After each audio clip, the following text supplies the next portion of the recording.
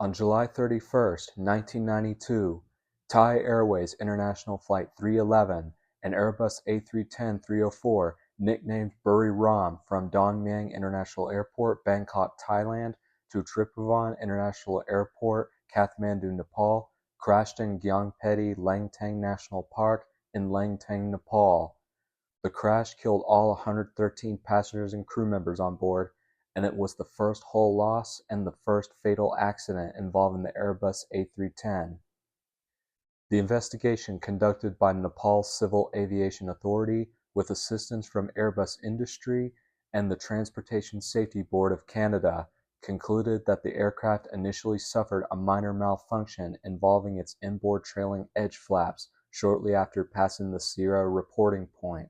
Concerned that completing Kathmandu's demanding instrument approach with a possible flap problem would be unsafe, and frustrated by unclear responses from both air traffic control and his first officer, the captain chose to divert to Calcutta.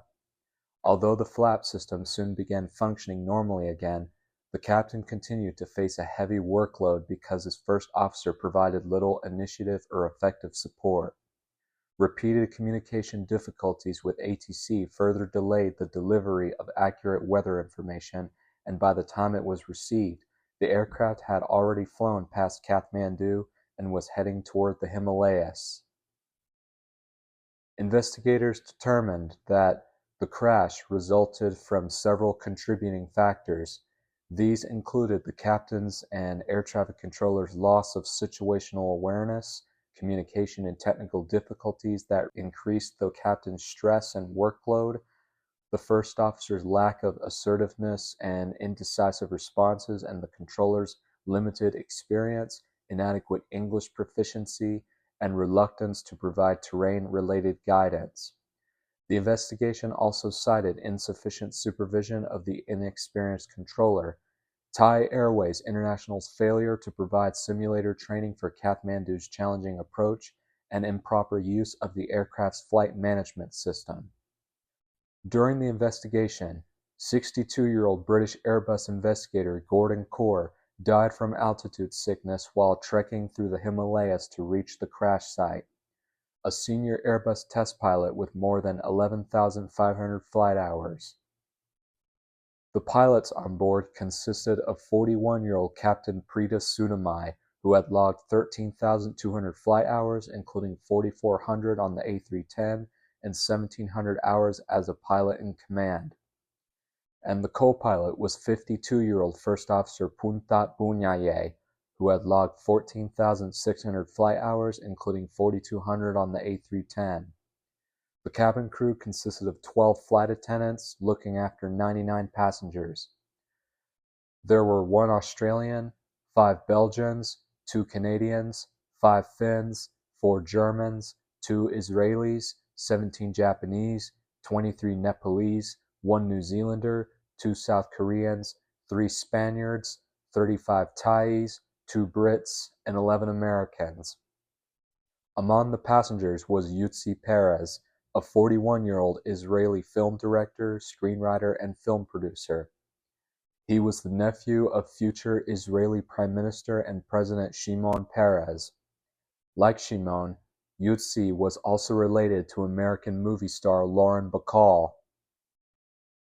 And on the same day, STS-46 took place when the Space Shuttle Atlantis launched on its 12th spaceflight with a crew of 7 astronauts.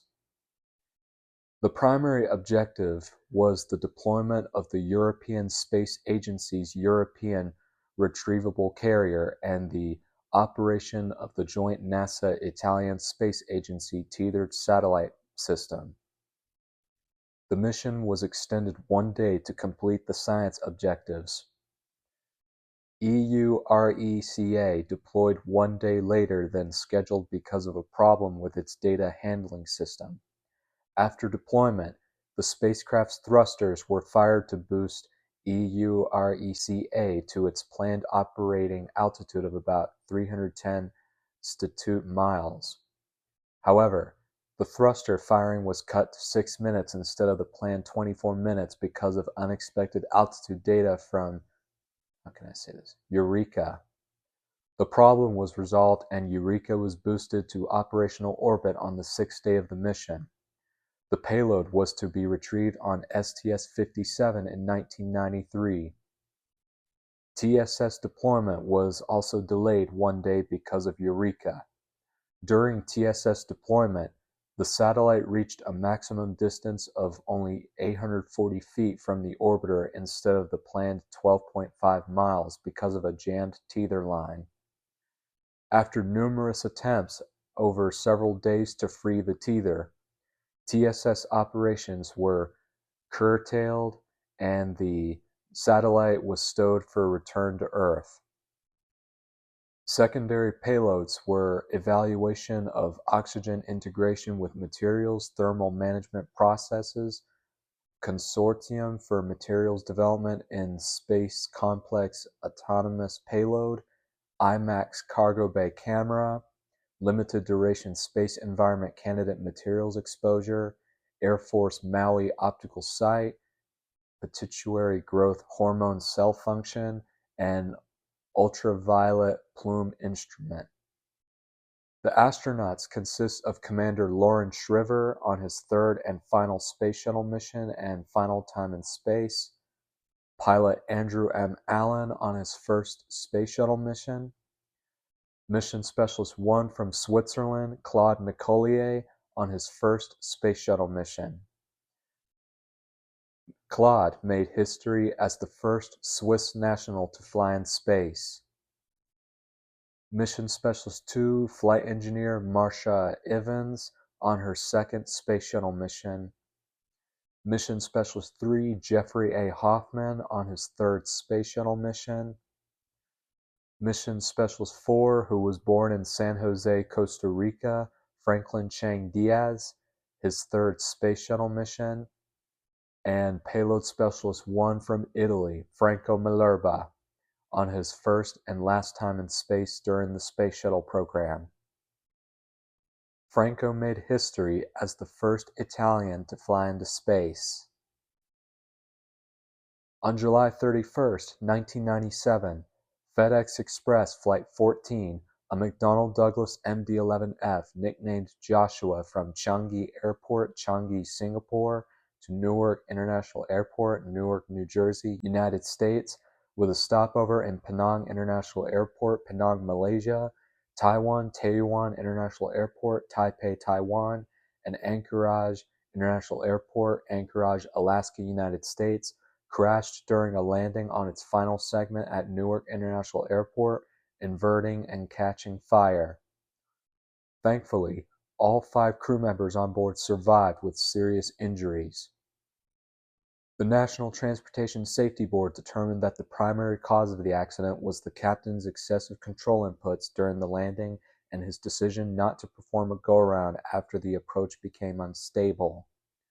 At approximately 17 feet above the runway, the captain lowered the aircraft's nose to achieve an earlier touchdown, then raised it while adding thrust to reduce the descent rate.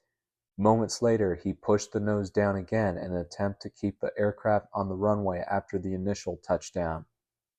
According to investigators, these control movements were too large and too late to stabilize the landing. The resulting high rate of descent and right wing down altitude placed excessive stress on the right landing gear during the second touchdown, causing it to collapse. The impact also fractured the right wing's rear spar and ruptured the right fuel tank. As a result of the accident, the captain was dismissed by FedEx on October 30, 2000. The decision, however, was strongly criticized by the FedEx Pilots Union, which announced that it would appeal the termination. Union representatives argued that the accident was influenced not only by the captain's actions, but also by design flaws in the MD-11 aircraft, which they believed contributed to the severity of the crash.